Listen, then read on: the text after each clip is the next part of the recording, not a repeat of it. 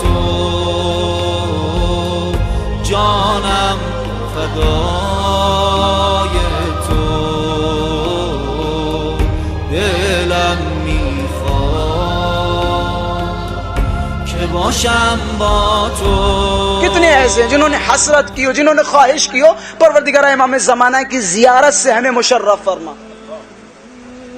شیخ حسین طہرانی فرماتے مرد صابونی، صابون بیچنے والا آدمی امام زمانہ کے دیدار کا مشتاق روز گریا کر رہا ہے، پروردگار امام زمانہ کے دیدار سے مشرف فرما. کہتے ہیں ایک دن ایک صاحب ان کی دکان پہ آئے اور آنے کے بعد کہ تم امام زمانہ سے ملنا چاہ رہے ہو؟ کہ بہت دنوں سے امام زمانہ کی زیارت کا مشتاق ہوں. ہاتھ پکڑا کہ بسم اللہ آؤ میرے ساتھ، میں تمہیں تمہارے امام کے پاس لے کے چلتا ہوں.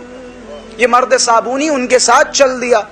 اب جیسے ہی چلا راستے میں ایک دریا پڑی کہ بسم اللہ، کہ دریا پہ کیسے نکلیں؟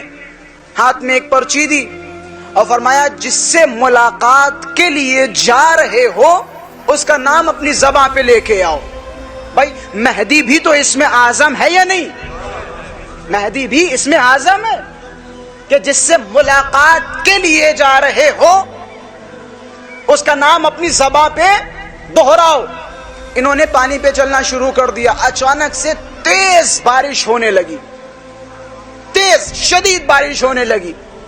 اب جیسے شدید بارش ہوئی وہ صاحب، وہ مرد صابونی جو سالوں سے امام کا مشتاق ہے، میں نے جملہ کہا تھا امام سے اگر ملنا چاہ رہے ہو تو دنیا اپنے پیچھے ڈالو پھر امام تک پہنچ سکتے ہو.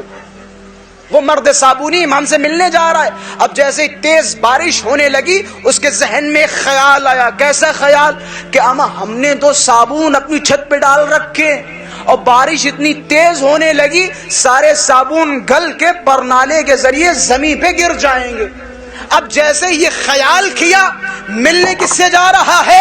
کائنات کے بادشاہ سے. خیال کس کا؟ صابون کا. اب جیسے ہی خیال کیا فوراً ڈوبنے لگا. اب جیسے یہ ڈوبنے لگا وہ آدمی جو ان کا مصاحب تھا اس نے انہیں باہر نکالا اور نکالنے کے بعد کہ مجھے نہیں پتا تم اچانک ڈوبنے کیسے لگے جبکہ تم نے تو مہدی کا نام اپنی زبان پہ دہرایا تھا.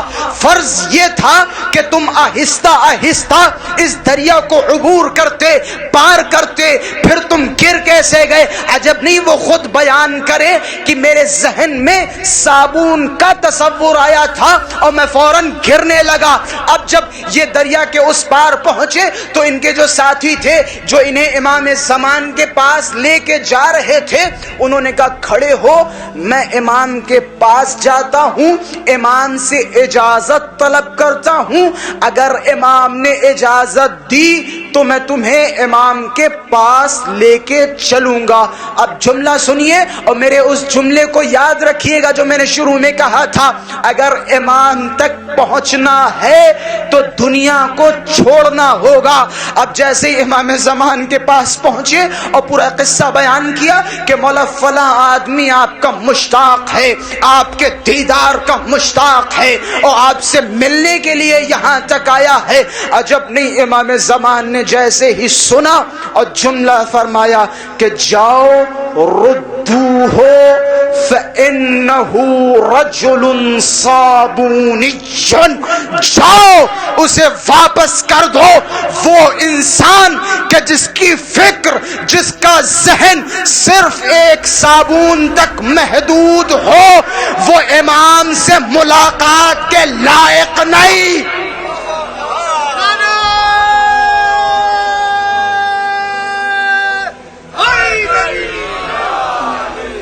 جس کی فکر ایک صابون میں ہو وہ امام سے ملاقات کے لائق نہیں.